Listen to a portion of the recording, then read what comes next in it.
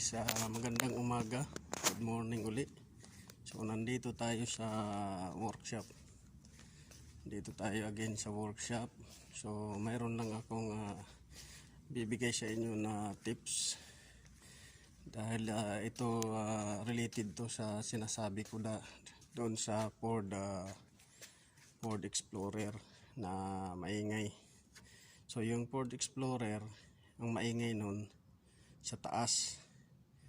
So ito naman Chevrolet Suburban, ang maingay nito sa ilalim, pero nagkamali sila ng diagnose nito. Ang sinasabi nila, yung maingay nito sa taas pinalitan ng valve train components, nagpalit na ng hydraulic lifter, nagpalit na ng rocker arm, ganun pa rin. Nagpalit na naman sila ng timing chain, ganun pa rin, pati sprocket. So hindi nila nakuha.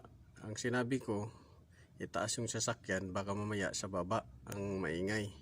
So ayaw nila maniwala. Ngayon sa kanila tinaas nung lahat na napalitan na sa ibabaw, napalitan na sa harap.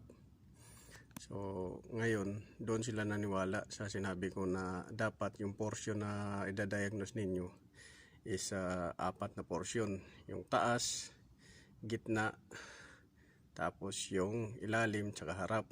Gaya ng sinabi ko sa Ford Explorer, yung valve train sa valve cover, yung timing case cover sa harap, yung oil pan sa ilalim, tsaka yung exhaust sa both tagiliran, para masabi na, para ma-justify ninyo kung saan yung mas malakas na ingay. So ito yung sasakyan na sinabi ko, kabaliktaran doon sa Ford Explorer, itong Chevrolet Suburban. So ito yung guys, yan Chevrolet Suburban yan. Ngayon saka sila naniwala nasa ilalim yung sakit, pero sangkatutak na piyesa ang pinalitan. Ganyan yung ayaw kasi nila maniwala sa mga Pilipino. Hindi naman sa pagmamayabang natin, pero tayo kasi bago natin palitan ng parts, ina-analyze muna natin yung symptoms, ina-isolate muna natin, tsaka justify natin kung alin yung sakit talaga, kung alin yung sira, bago tayo mag-decide. Sila kasi turo na kagad. Ayan. So yan yung sinasabi ko na yan yung workshop namin dito.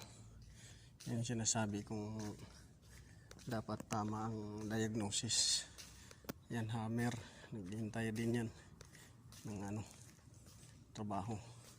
So yan yung sinasabi ko sa kanila, na dapat justify ninyo ng maigi kung saan talaga yung sira, hindi yung turo lang, wala namang kasiguruhan.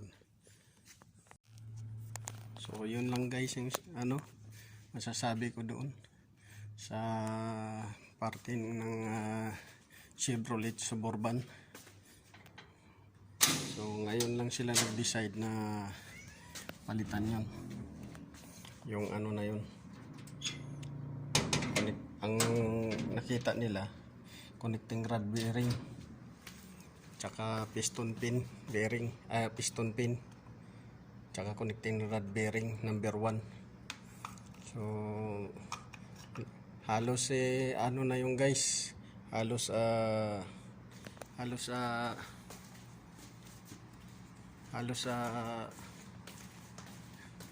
tatlong beses na yata yung binuksan, dahil nagpalit sa ibabaw, nagpalit sa harap, pahilit sa tagiliran ng mga pyesa.